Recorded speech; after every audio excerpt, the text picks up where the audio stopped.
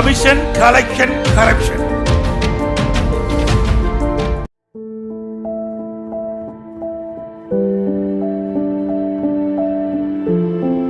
என்னோட பொண்ணு பக்கத்துல இருக்க கவர்மெண்ட் ஸ்கூல்ல தான் 10வது படிக்கிறா. அந்த ஸ்கூல்ல கிளாஸ் ரூம் இல்ல, அதனால மரத்தடியில தான் அவளுக்கு பாடமே நடத்துறாங்க.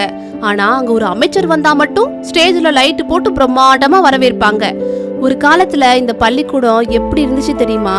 சத்தான மதிய உணவு, விலையில்லா சீருடை, விலையில்லா பாட புஸ்தகம், விலையில்லா சைக்கிள்னு பல திட்டங்களை கொடுத்து கவர்மெண்ட் ஸ்கூலோட தரத்தை உயர்த்தின தலைவர்கள் நம்ம தமிழ்நாட்டுல தாங்க இருந்தாங்க. நான் தான் படிக்கல, என் புள்ள எப்படியாச்சும் படிச்சு மேல வரும்னு நினைச்சேன்.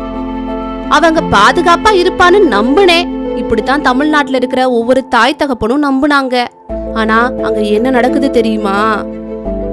எப்போ இடிஞ்சு விழுந்து தெரியாத கட்டடம், வகுப்பறை இல்லன்னு மரத்தடியில நடக்கிற வகுப்பு, கையில போதை பொருட்களை வச்சிருக்க மாணவர்கள், ஐயோ ஏதாச்சும் நடந்துருமோன்னு பயந்து பயந்து போற பெண்கள்னு பள்ளிக்கூடங்கள்லாம் ரொம்ப மோசமா போய்கிட்டே இருந்துச்சு.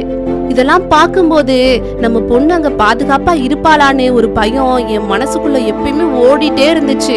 நம்ம சின்ன வயசுல கேட்டிருப்போமே அலிபாபா கதை, அந்த மாதிரி சுடல பாபாவோட 200 திருடர்கள் இருக்காங்க. இவங்கள பார்த்தாலே நம்ம தமிழ்நாட்டு மக்களுக்கு ரொம்ப பயங்க.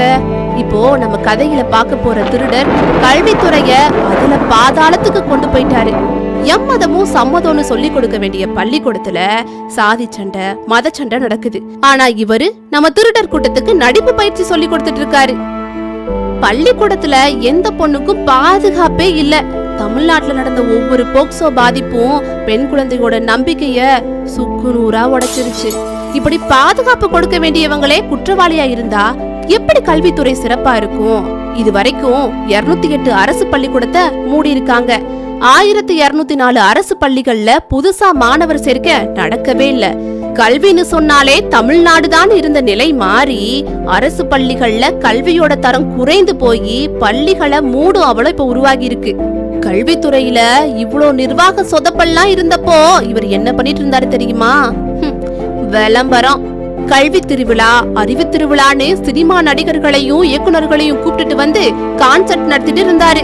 கொஞ்ச நாளா ஆக்டிங் கிளாஸ்ல பயிற்சி எடுத்துட்டு இருந்த அமைச்சரு ஒரு சிறந்த நடிகரா தேறி இருக்காரு. ஷபாஸ்.